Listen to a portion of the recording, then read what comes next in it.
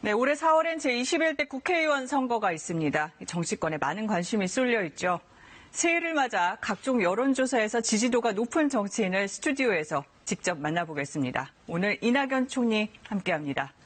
안녕하십니까? 네, 안녕하세요. 최장수 총리 2년 7개월 내각을 총괄하셨습니다. 스스로 점수를 주신다면 나는 몇 점이다?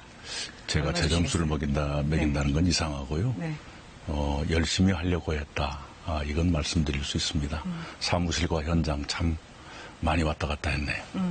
지금 자리를 내놓으시면서 좀 아쉬운 점도 있으실 것 같습니다. 자연스럽게 후임 총리한테 그 과제로 넘어가게 될 텐데 어떤 점들이 있을까요? 너무 많은데요. 네. 인구, 경제, 평화. 인구는 저출산 문제. 해결은커녕 더 나빠졌으니까요. 참 마음이 무겁고요.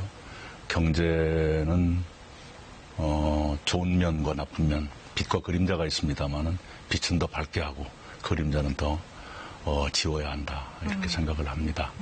활력을 더 높이면서 포용성은 강화해가는 그런 전략을 써야 되고 평화의 문제 좀 이따 말씀 나눌 기회가 있을지 모르겠습니다만 여전히 불안한 평화를 안정되게 정착시키는 과제가 남아있는 것이죠. 총선 얘기해 보겠습니다.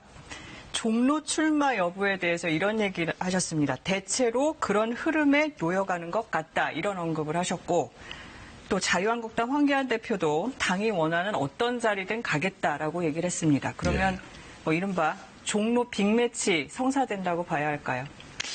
그것은 저 혼자 하는 건 아니니까 제가 뭐라고 말하기는 어렵습니다. 그리고 저 자신도 국회의 일정이라든가 당의 구상 같은 변수들이 있기 때문에 아직 뭐라고 확답할 단계는 아니고요.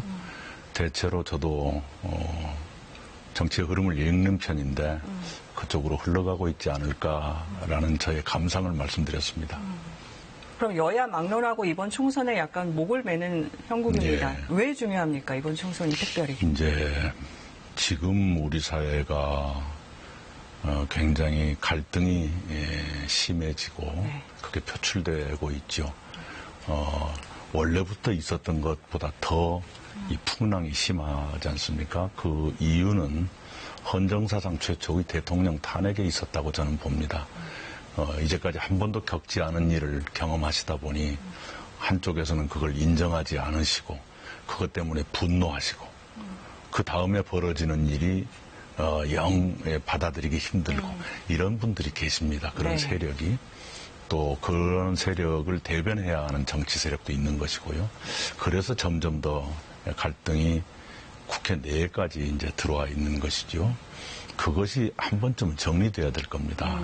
그래서 이번 총선이 중요한 것이고요. 또 하나는 대통령 탄핵 그 전과 후의 과정에 분출했던 우리 사회의 문제, 국민들의 분노, 요구 이런 것이 해결돼야 됩니다. 그래야 그 다음 미래로 갈 텐데 아직 모두 해결됐다고 보기가 어렵습니다. 이번 총선이 그 분수령이 될 겁니다.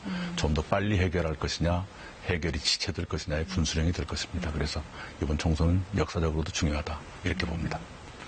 어떻게 해야 유권자들의 선택을 받아서 총선에 승리할 수 있다. 시대정신이 뭐라고 보십니까? 역시 언제나 통하는 말씀은 신뢰죠. 신뢰. 네, 믿음이 간다는 그런 것. 어느 쪽이 더 믿음이 간다의 경쟁이겠죠.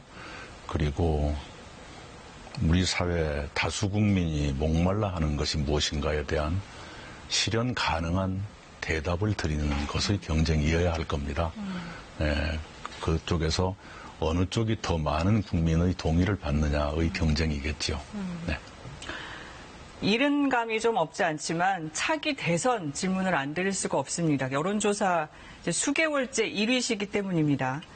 왜 계속 지지도 1위라고 생각을 하시는지요? 저도 잘 모르겠고요. 그다음에 저는 대선 주자는커녕 총선 주자도 아직 아닙니다. 네. 유력한 대선 주자였죠. 고건 전 총리 이 중도 포기하면서 권력 의지가 없기 때문이라는 얘기가 나왔거든요. 권력 의지 있으십니까? 그건 모르겠고요. 단지 책임감이 몹시 강한 사람인 것은 틀림없습니다. 필요 이상으로 보통 사람이 생각하는 것 이상으로 책임감이 강하다. 이렇게는 말씀드리겠습니다. 책임감으로 정리를 하셨고요. 그럼 표현이 좀 이상하긴 합니다만 총리는 대통령 그림자에 가려진 2인자다 이렇게들 많이 보시는데요.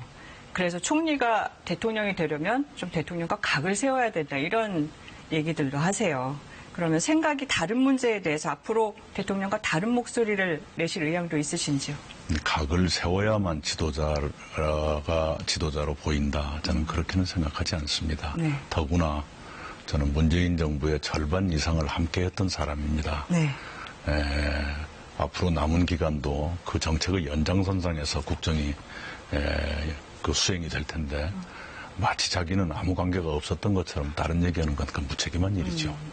저도 상당 부분의 공동 책임을 가지고 있는 사람이기 때문에 그런 점을 잘 감안하면서 일이 잘 되도록 하는 건설적 제안 또는 건설적 대안 제시 그 정도가 제가 할 일이 아닌가 생각합니다. 네.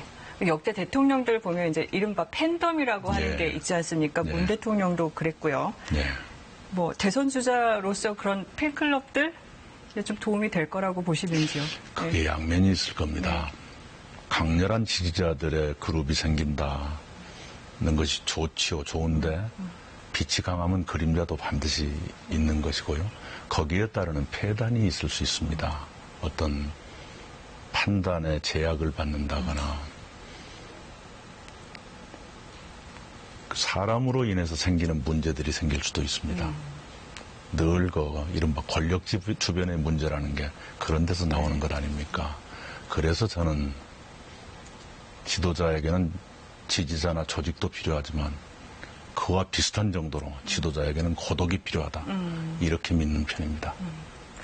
지금 조직도 필요하지만 고독이라고 말씀을 해주셨어요. 그런데 이제 밖에서 이제 팬클럽 얘기를 했고 좀 당 안으로 들어와 볼까요? 이 이낙연계 개파가 없다는 게 약점이 아닐까요? 뭐 좀 얄궂은 질문입니다만 당내 지지 세력이 있다고 평가받는 정세균 후보와 좀 상황이 많이 다르거든요. 모든 게 다 좋을 수는 없죠. 산이 깊으면서 교통도 편한 곳은 없습니다. 좋은 점이 있으면 안 좋은 점도 있고 그러겠죠. 알겠습니다. 이제 곧 행정부를 떠나서 다시 정치권, 의회로 가실 것 같은데 현재 우리 정치의 협치가 사라졌다고 봐도 과언이 아닙니다. 뭐 많이 말씀도 하셨고요. 여야의 협치가 안 되는 가장 큰 이유가 뭐라고 보시는지요? 아까 원래 우리 정치 문화에 그런 척박함이 있죠. 거기에 헌정사상 처음으로 현직 대통령이 탄핵되셨다는 불행한 일이 있었습니다. 거기에 따른 상처 같은 것이 아직 치료되지 않았고요. 그리고 모든 정치가 정권을 뺏는 과정이다라고만 인식되는 것이 잘못되어 있죠. 그러다 보니까 야당이면 무조건 반대해야 된다는 이른바 비토크라시. 이것이 이제 고쳐져야 됩니다. 근데 이번 선거법 개정이 저는 한국 정치 문화에 좋은 변화를 가져올 수 있다고 기대합니다. 뭐냐 그러면 이번 선거법 개정된 선거법이 제한된 범위 내에서나마 다당제를 보장하는 것이거든요. 그러면 양대 정당이 제3, 제4, 제5 정당 어딘가하고 손을 잡아야만 원내 다수 세력을 형성할 수 있게 될 것입니다. 그러면 제3, 제4, 제5 세력에게 더 매력이 있어야 될 것 아닙니까? 그렇죠. 그러면 극단적이어서는 매력이 없어질 거예요. 뭔가 중간 세력들이 수용할 만한 정책 대안 또는 유연성 이런 것을 가져야만 될 것입니다. 그 점에서 이제까지의 극단적 대립의 정치가 완화될 가능성이 생겼다. 그 점에서 저는 이번 선거법 개정을 주목하고 있습니다. 마지막 질문을 드리겠습니다. 정치를 왜 하십니까? 힘들죠. 그러나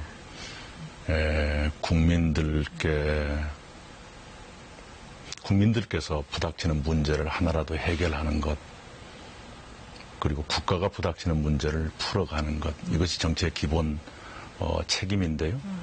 그렇게 못하면 하다못해 국민께 위로라도 드리는 것. 그것도 어려우면 저 정치인은 우리의 어려움을 알기라도 하는 것 같다는 느낌을 드리는 것. 이거라도 해야 된다고 생각합니다. 알겠습니다. 오늘 여기까지 듣겠습니다. 네. 오늘 말씀 감사드립니다. 감사합니다.